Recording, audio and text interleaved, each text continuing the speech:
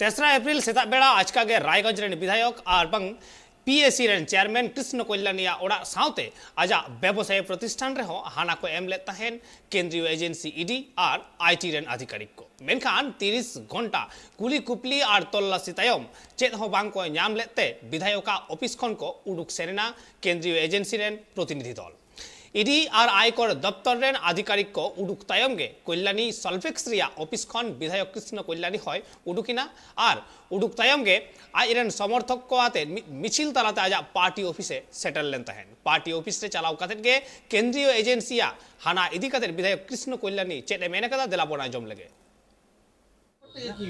না শুনুন আজকে আমি বিধায়কের সাথে সাথে আমি একজন বিজনেসম্যানও আর সেই হিসাবে ইনকাম ট্যাক্স যেটা আমার এখানে সার্চ করতে এসেছিল সেটা একজন বিধায়ক হিসাবে করতে আসেনি, সেটা একজন বিজনেসম্যান হিসাবে করতে এসেছিল। আমি কয়েকটা কোম্পানিতে ডাইরেক্টর রয়েছি, তারা তাদের কাজ করেছে, আমার যেটা উত্তর দেওয়ার আমি তাদেরকে দিয়ে। আপনার কোম্পানিতে বিভিন্ন জায়গায় যারা এমপ্লয়িরা রয়েছে অনেকেই তারা একটা আশঙ্কা করছেন যে যদি আমাদের ডিরেক্টরের কিছু হয়, মালিকের যদি কিছু হয়, তিনি আমাদের অন্যতা, তাহলে সেই ক্ষেত্রে কী হবে যদি আপনাকে কোলাপস করে দেওয়া হয়? না না, কোলাপস করবে না। আজকে ওরা আমার অ্যাসোসিয়েট যারা আমার স্টাফ আছে তারা জানে যে কৃষ্ণ কল্যাণীর মেরুদণ্ড সোজা আছে, আর কৃষ্ণ কল্যাণী কোনোদিন কোনো দুর্নীতির কাজ করে না।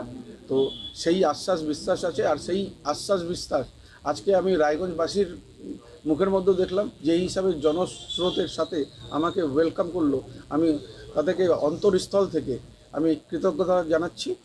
আর আশা করব যেই হিসাবে আজকের দিনে ওনারা আমার সাথে আছে, আগামী দিনেও ওনাদের ভালোবাসা আশীর্বাদ আমার সাথে। ইতিমধ্যে এই যে এই 1.5 দিন ধরে আপনাকে বন্ধ করে রাখা, গৃহবন্দী করে রাখা, এটা নিয়ে অলরেডি বিজেপি বা অন্যান্য বিরোধীরা তারা কিন্তু সুর চড়াতে শুরু করেছে। যাদের আপনার ব্যবসা হয়তো হতে পারে সেগুলো বলছে তারা। শুনেন, যারা সুর চড়াতে গেছে, যেটা মানে আমার সাদা জামায় কালি লাগাতে গেছে, তাদের মুখে কালি লেগে। না না, ওরা আমাকে কোনো হেনস্থা করতে পারেনি।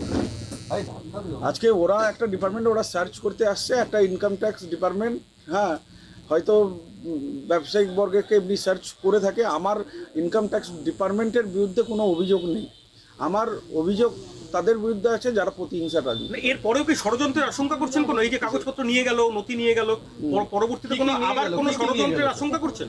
না, পরবর্তীতে ষড়যন্ত্র দেখেন, ইনকাম ট্যাক্স ডিপার্টমেন্ট দ্বারা আমার কোনো ষড়যন্ত্র হবে না, কেননা ওনারা যে নথি নিয়ে গেছেন, যেটা আমি মানে মানে ভ্যালিড যেটা নথি ছিল, যেটা ট্রান্সপারেন্ট ট্রানজ্যাকশন ছিল, সেটাই ওনাদের ওরা নিয়ে গেছে। তাতে আমার কিংবা আমার কোম্পানির কোনো অসুবিধা হবে না। ইনকাম ট্যাক্স সূত্রের খবর আপনার এবং আপনার পরিবারের লোককে প্রচুর নথিতে সই করানো হয়েছে, যেখানে আপনার আইনজীবীদের বাড়িতে ভিতরে ঢুকতে দেয়নি। এটা ইনকাম ট্যাক্স সূত্রের খবর, আপনাকে প্রচুর নথিতে সই করানো হয়েছে এবং সেই নথি পড়ারও সময় পাননি আপনি। তো এই বিষয়টা নিয়ে কোনো রকম কোনো না, যতখানি পেরেছিলাম পড়েছিলাম, হয়তো 50 পাতা 100 পাতা পড়া সম্ভব হয়নি, কিন্তু পড়ে নিয়ে আর যেগুলো আমি প্রাইমারি এসে দেখলাম যে ওনারা কোনো অবৈধ তথ্যতে আমার কাছে সই করায়নি, এটা আমি বিশ্বাস রাখছি। এটা টোটালি ইনকাম ট্যাক্স ডিপার্টমেন্টের গিয়েছিল, এর সাথে ইডির কোনো সংযোগ নেই। একটা অভিযোগ করা হচ্ছে বিভিন্ন সংবাদ মাধ্যমে আপনার আয়ের সঙ্গে সঙ্গতিহীন সম্পত্তি, এরকম একটা অভিযোগ করা হচ্ছে কলকাতা লেভেল থেকে, কলকাতার ইনকাম ট্যাক্সের। সেটা দেখতেই নাকি ইনকাম ট্যাক্স আপনার বাড়িতে এসেছিল? না, এখন ইনকাম ট্যাক্স এসেছে আর তারা তাদের ভাবেন সার্চ করেছে। তো আজকে তারা তাদের সার্চ করেছে, কিছু ডকুমেন্টস নিয়ে গেছে, এটা ওরা ওদের হিসাবে ইনকোয়ারি করবে, আমরা আমাদের হিসাবে জবাব দিব। তবে কৃষ্ণ কল্যাণীর এখান থেকে কোনো রকম কালো সম্পদ, কালো ধন পাইনি। শুভেন্দু অধিকারী বিধানসভায় আপনি একসময় অভিযোগ করেছিলেন, শুভেন্দু অধিকারী আপনার বাড়িতে ইডি এবং ইনকাম ট্যাক্স পাঠানোর হুমকি দিয়েছিল, সেটারই কি প্রতিফলন বলে আপনার মনে হচ্ছে? এটা দেখুন, একটা প্রতিহিংসার রাজনীতি তো লোডশেডিং অধিকার করছেন, এর মধ্যে কোনো সন্দেহ নেই।